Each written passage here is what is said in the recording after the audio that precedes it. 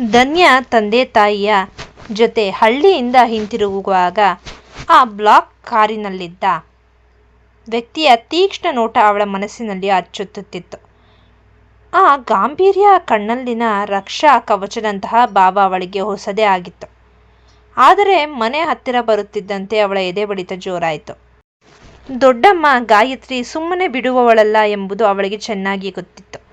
ಕಾರಿನಿಂದ ಇಳಿಯುತ್ತಿದ್ದಂತೆಯೇ ಕಲ್ಯಾಣಿ ಮತ್ತು ಧನ್ಯ ಎದುರಿಗೆ ಗಾಯತ್ರಿ ಹಾಗೂ ಗಿರಿಜಮ್ಮ ಕೈಕಟ್ಟಿ ನಿಂತಿದ್ದರು. ರಮೇಶ್ ಅವರು ಧೈರ್ಯ ಮಾಡಿ ಒಳಗೆ ಹೋಗಲು ಪ್ರಯತ್ನಿಸಿದಾಗ ಗಾಯತ್ರಿ ಸಿಂಹದಂತೆ ಅಬ್ಬರಿಸಿದಳು. ಬಂದ್ರಲ್ಲ ಮಹಾರಾಣಿಯರು, ಶ್ರಾದ್ದ ಮುಗಿಸಿಕೊಂಡು ಪುಣ್ಯ ಕಟ್ಟಿಕೊಂಡು ಬಂದ್ರಾ?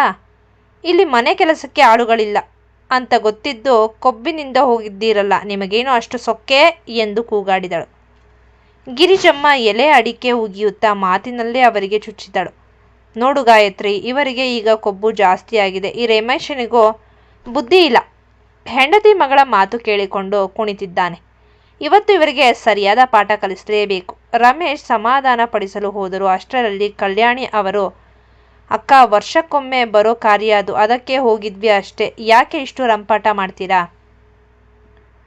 ಆದರೆ ಗಾಯತ್ರಿ ಕಲ್ಯಾಣಿ ಮಾತಿಗೆ ಕೋಪದಿಂದ ಧನ್ಯಾಳ ಹತ್ತಿರ ಬಂದು ಅವಳ ತೋಳನ್ನು ಜೋರಾಗಿ ಚಿವುಟಿದಳು. ಏನೇ, ಅಪ್ಪನ ಹಿಂದೆ ನಿಂತು ಮೆರೆಯಬೇಡ. ನೀನು ಎಷ್ಟೇ ಹಾರಾಡಿದ್ರೂ ಈ ಮನೆಯಲ್ಲಿ ನನ್ನ ಕಾಲು ಕೆಳಗೆ ಇರಬೇಕು. ಹೋಗಿ ಇಡೀ ಮನೆಯ ನೆಲ ಒರೆಸೋ, ಆಮೇಲೆ ಕೊಟ್ಟಿಗೆ ಕೆಲಸ ಮುಗಿಸು. ಅಲ್ಲಿಯವರೆಗೂ ಹನಿ ನೀರು ಕೂಡ ಸಿಗಲ್ಲ, ನೆನ್ಪಿಟ್ಕೋ ಎಂದು ಧನ್ಯಾಳನ್ನು ಅಡುಗೆ ಮನೆಯತ್ತ ನೂಕಿದಳು. ಅಸಹಾಯಕ ಕಲ್ಯಾಣಿ ಯಾಕಾದರೂ ಎದುರು ಮಾತನಾಡಿದಿನೋ ಎಂದು ನೊಂದು ಮಗಳ ಸ್ಥಿತಿ ನೋಡಿ ಕಣ್ಣೀರು ಹಾಕುತ್ತಾ ತನ್ನ ಕೆಲಸಕ್ಕೆ ಮರಳಿದರು. ಮರುದಿನ ಧನ್ಯ ಕಾಲೇಜಿಗೆ ಹೋದಾಗ ಮನಸ್ಸು ಭಾರವಾಗಿತ್ತು. ಮನೆಯಲ್ಲಿನ ದೊಡ್ಡಮ್ಮನ ಚುಚ್ಚು ಮಾತುಗಳು ಅವಳನ್ನು ಕುಗ್ಗಿಸಿತ್ತು. ಲೀಲಾ ಅವಳನ್ನು ಕಂಡು ಓಡಿ ಬಂದಳು. ಧನ್ಯ, ಏನಾಯ್ತು? ಹಳ್ಳಿಗೆ ಹೋಗಿ ಬಂದ್ಮೇಲೆ ಮುಖ ಯಾಕೆ ಇಷ್ಟು ಬಾಡಿದೆ ಎಂದು ಕೇಳಿದಾಗ ಧನ್ಯ ಸುಮ್ಮನೆ ನಿಟ್ಟುಸಿರು ಬಿಟ್ಟಳು. ಅಷ್ಟರಲ್ಲಿ ಅವಳ ದಾರಿಗೆ ಅಡ್ಡ ಬಂದವನೇ ಆ ಪೋಲಿ ಹುಡುಗ ರಾಜೇಶ್.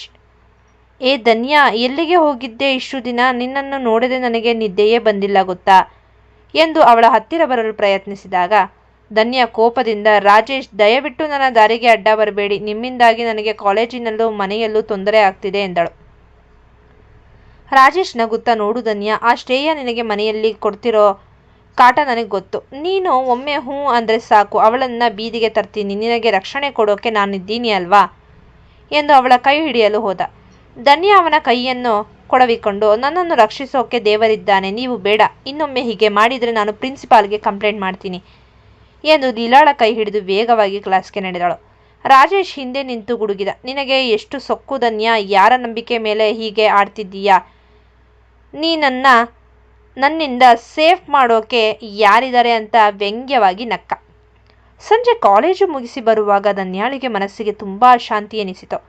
ಲೀಲಾ ಮನೆಗೆ ಹೋಗೋಕೆ ಭಯ ಆಗ್ತಿದೆ, ಸ್ವಲ್ಪ ಹೊತ್ತು ದೇವಸ್ಥಾನಕ್ಕೆ ಹೋಗಿ ಬರೋಣವಾ ಎಂದು ಕೇಳಿದಳು. ಲೀಲಾ ಒಪ್ಪಿಕೊಂಡಳು. ಇಬ್ಬರೂ ಹತ್ತಿರದಲ್ಲಿದ್ದ ಪುರಾತನ ಶಿವನ ದೇವಸ್ಥಾನಕ್ಕೆ ಹೋದರು. ಧನ್ಯ ದೇವಸ್ಥಾನದ ಮೆಟ್ಟಿಲುಗಳನ್ನು ಹತ್ತಿ ಪ್ರದಕ್ಷಿಣೆ ಮುಗಿಸಿ ಕಣ್ಣು ಮುಚ್ಚಿ ದೇವರ ಮುಂದೆ ನಿಂತಳು. ದೇವರೇ, ನನ್ನ ಜೀವನದಲ್ಲಿ ಯಾಕಿಷ್ಟು ಕತ್ತಲೆ? ನನ್ನನ್ನು ಕಾಯೋರು ಯಾರೂ ಇಲ್ವಾ? ಆ ಅನಾಮಧೇಯ ವ್ಯಕ್ತಿ ಯಾರು? ಯಾಕೆ ಅವರು ನನಗೆ ಪದೇ ಪದೇ ನೆರವಾಗ್ತಿದ್ದಾರೆ ಎಂದು ಪ್ರಾರ್ಥಿಸಿದಳು. ಅವಳು ಕಣ್ಣು ಬಿಟ್ಟಾಗ ದೇವಸ್ಥಾನದ ಗರ್ಭಗುಡಿಯ ಪಕ್ಕದಲ್ಲಿ ಒಬ್ಬ ವ್ಯಕ್ತಿ ಗಾಂಭೀರ್ಯದಿಂದ ನಿಂತಿದ್ದ. ಬಿಳಿ ಬಣ್ಣದ ಕುರ್ತಾ ಧರಿಸಿದ್ದ. ಆ ವ್ಯಕ್ತಿ ಬೇರಾರೂ ಅಲ್ಲ, ಅದ್ವೈತ್ ಅಗ್ನಿವಂಶ. ಅವನು ಧನ್ಯಾಳನ್ನು ನೋಡಲಿಲ್ಲ, ಆದರೆ ಧನ್ಯ ಅವನನ್ನೇ ದಿಟ್ಟಿಸಿ ನೋಡುತ್ತಿದ್ದಳು. ಅವನ ಮುಖದಲ್ಲಿ ಒಂದು ರೀತಿಯ ದೈವಿಕ ಕಳೆ ಮತ್ತು ಗಾಂಭೀರ್ಯ ಇತ್ತು. ಅವನು ಕೈ ಮುಗಿದು ನಿಂತಿದ್ದ ರೀತಿ ನೋಡಿದರೆ ಅವನು ಯಾವುದೋ ದೊಡ್ಡ ಸಂಕಲ್ಪ ಮಾಡಿದಂತೆ ಕಾಣುತ್ತಿತ್ತು. ಧನ್ಯಾಳಿಗೆ ಅವನನ್ನು ನೋಡಿ ಮಾತನಾಡಿಸಬೇಕು ಎನಿಸಿತು. ಇವರೇ ಅಲ್ವಾ ನನ್ನನ್ನು ಆ ದಿನ ಕಾಪಾಡಿದ್ದು ಅಂತ ಯಾಕೋ ನನ್ನ ಮನಸ್ಸಿಗೆ ಅನ್ನಿಸ್ತಿದೆ. ಅಂದು ಕಾರಿನ ಗಾಜಿನ ಹಿಂದೆ ಇದ್ದ ಮುಖ ಇಂದು ಇಷ್ಟು ಹತ್ತಿರದಲ್ಲಿದೆ ಎಂದು ಅವಳು ಹೆಜ್ಜೆ ಇಡಲು ಹೋದಳು. ಆದರೆ ಅಷ್ಟರಲ್ಲಿ ಅದ್ವೈತ್ ಬಾಡಿಗಾರ್ಡ್ಸ್ ಬಂದು ಅವನ ಹತ್ತಿರ ಸುತ್ತುವರಿದರು. ಅದ್ವೈತ್ ಧನ್ಯಾಳನ್ನು ನೇರವಾಗಿ ನೋಡದಿದ್ದರೂ ಅಲ್ಲಿಂದ ಹೋಗುವಾಗ ಅವಳ ಕಡೆಗೆ ಒಂದು ಕ್ಷಣ ತಿರುಗಿ ಮೌನವಾಗಿಯೇ ಸಮ್ಮತಿ ಸೂಚಿಸಿದಂತೆ ಭಾಸವಾಯಿತು. ಅವನು ಕಾರಿನತ್ತ ನಡೆಯುವಾಗ ಅವನ ಹೆಜ್ಜೆಗಳ ಗತ್ತು ಧನ್ಯಾಳಲ್ಲಿ ಸಂಚಲನ ಮೂಡಿಸಿತು. ಲೀಲಾ ಗಾಬರಿಯಿಂದ ಧನ್ಯಾಳನ್ನು ಎಳೆದಳು. ಧನ್ಯ, ಯಾರು ಅವರು? ಅವರ ಹತ್ತಿರ ಅಷ್ಟೊಂದು ಜನ ಗನ್ ಹಿಡಿದುಕೊಂಡು ನಿಂತಿದ್ದಾರೆ. ಇವರೇನಾ ನೀನು ಹೇಳಿದ ಆ ಸಾಹೇಬ್ರು?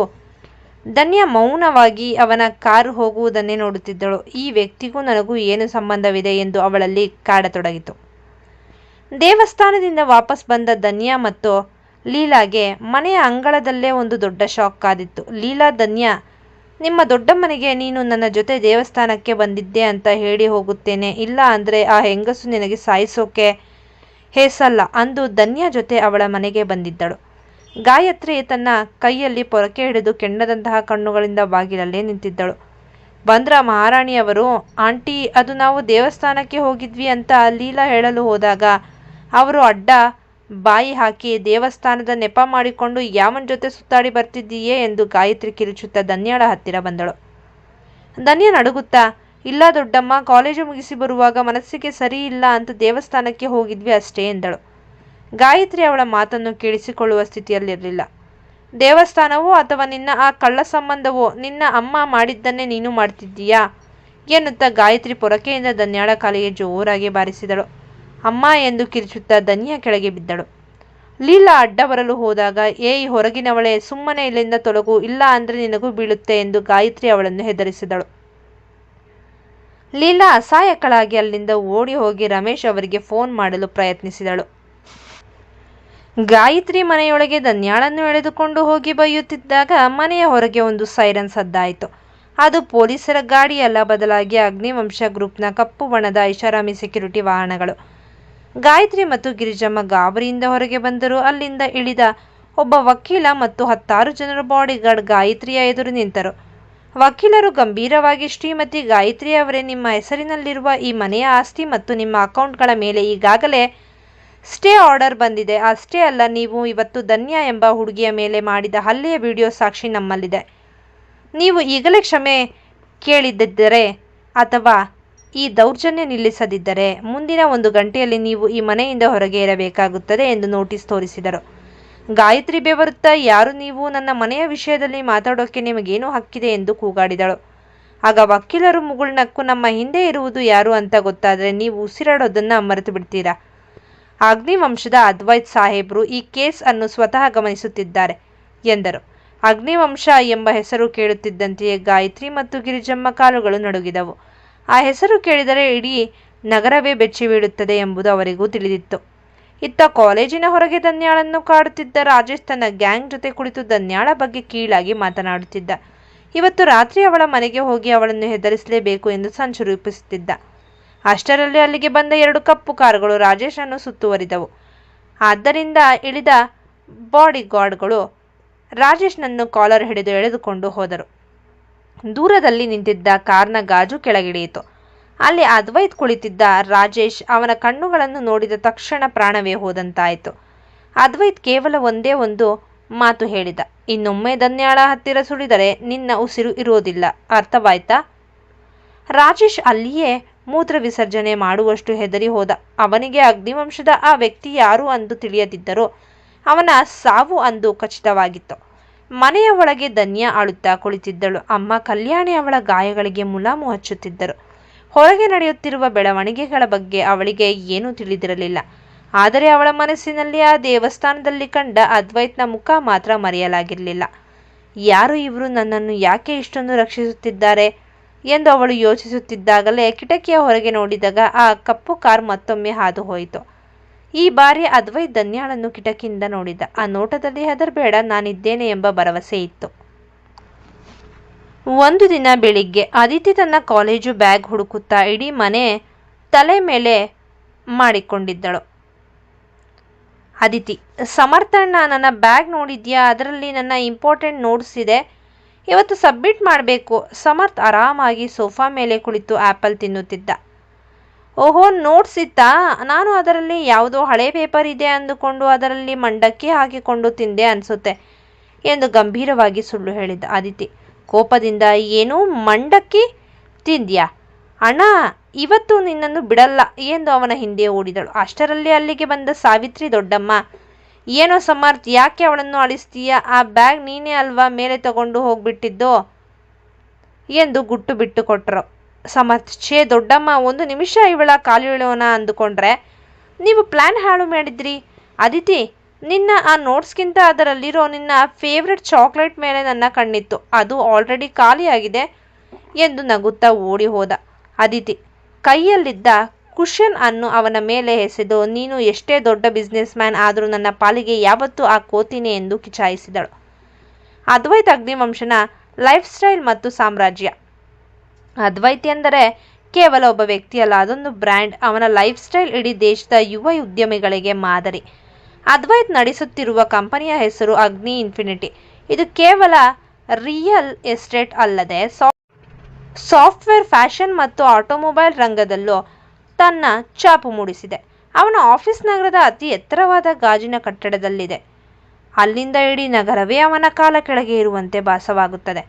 ಬೆಳಿಗ್ಗೆ ಸರಿಯಾಗಿ 4:30ಕ್ಕೆ ಎದ್ದು ಜಿಮ್ ಮುಗಿಸಿ ಬ್ಲ್ಯಾಕ್ ಕಾಫಿ ಕುಡಿಯುತ್ತಾ ದಿನದ ಪ್ಲಾನ್ ಮಾಡುವುದು ಅವನ ಹವ್ಯಾಸ. ಅವನ ಪ್ರತಿಯೊಂದು ಹೆಜ್ಜೆಯು ಲೆಕ್ಕಾಚಾರದಿಂದ ಕೂಡಿರುತ್ತದೆ. ಅವನ ವಾಚ್ನಿಂದ ಹಿಡಿದು ಅವನು ಹಾಕುವ ಶೂಗಳವರೆಗೂ ಪ್ರತಿಯೊಂದು ಕಸ್ಟಮ್ ಮೇಡ್. ಅದ್ವೈತ್ಗೆ ಕಪ್ಪು ಬಣ್ಣ ಎಂದರೆ ಪ್ರಾಣ. ಅವನು ಗ್ಯಾರೇಜ್ನಲ್ಲಿ ಜಗತ್ತಿನ ಅತ್ಯಂತ ದುಬಾರಿ ಕಾರುಗಳಿವೆ. ಅವನು ಹೆಚ್ಚಾಗಿ ಬಳಸುವ ಕಾರು ರೋಲ್ಸ್ ರಾಯ್ಸ್. ಅದು ರಸ್ತೆಯಲ್ಲಿ ಹೋಗುತ್ತಿದ್ದರೆ ಜನ ಮಂತ್ರಮುಗ್ಧರಾಗಿ ನೋಡುತ್ತಾರೆ. ಆ ಕಾರಿನ ನಂಬರ್ ಪ್ಲೇಟ್ ಕೂಡ ಅವನಿಗೆ ಇಷ್ಟವಾದ 0001. ಅವನು ಆಫೀಸ್ಗೆ ಎಂಟ್ರಿ ಕೊಟ್ಟರೆ ಸಾಕು, ಅಲ್ಲಿನ ಫಿನ್ ಡ್ರಾಪ್ ಸೈಲೆನ್ಸ್ ಇರುತ್ತೆ. ಅವನ ಒಂದು ನೋಟಕ್ಕೆ ಸಾವಿರಾರು ಕೋಟಿ ಡೀಲ್ಗಳು ಫೈನಲ್ ಆಗ್ತವೆ.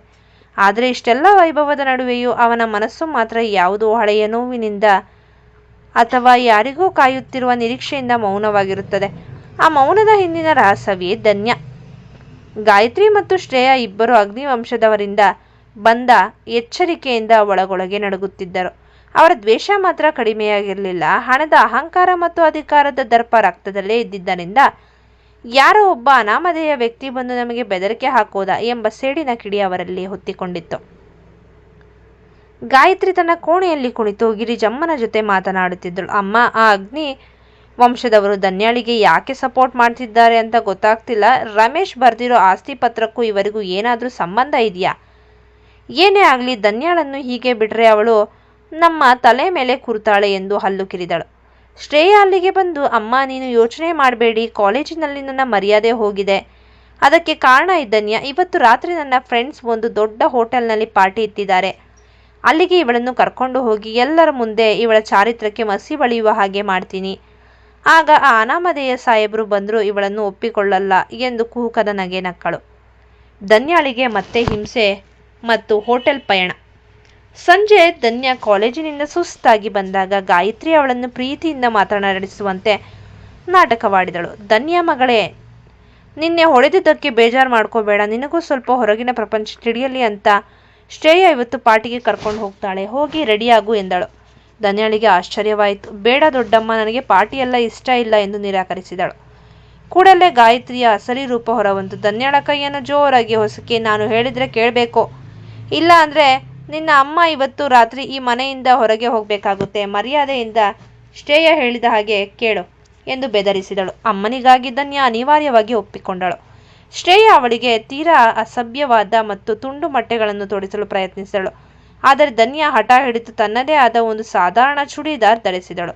ಆದರೂ ಅವಳ ನೈಸರ್ಗಿಕ ಸೌಂದರ್ಯಕ್ಕೆ ಯಾವ ಬಟ್ಟೆಯಾದರೂ ಒಪ್ಪುವಂತಿತ್ತು. ಶ್ರೇಯಾ ಧನ್ಯಾಳನ್ನು ನಗರದ ಅತ್ಯಂತ ದುಬಾರಿ ರಾಯಲ್ ಪ್ಲಾಜಾ ಹೋಟೆಲ್ಗೆ ಕರೆದೊಯ್ದಳು. ಅಲ್ಲಿ ಶ್ರೇಯಾಳ ಕಿಡಿಗೇಡಿ ಗೆಳೆಯರ ಗ್ಯಾಂಗ್ ಕಾದು ಕುಳಿತಿತ್ತು.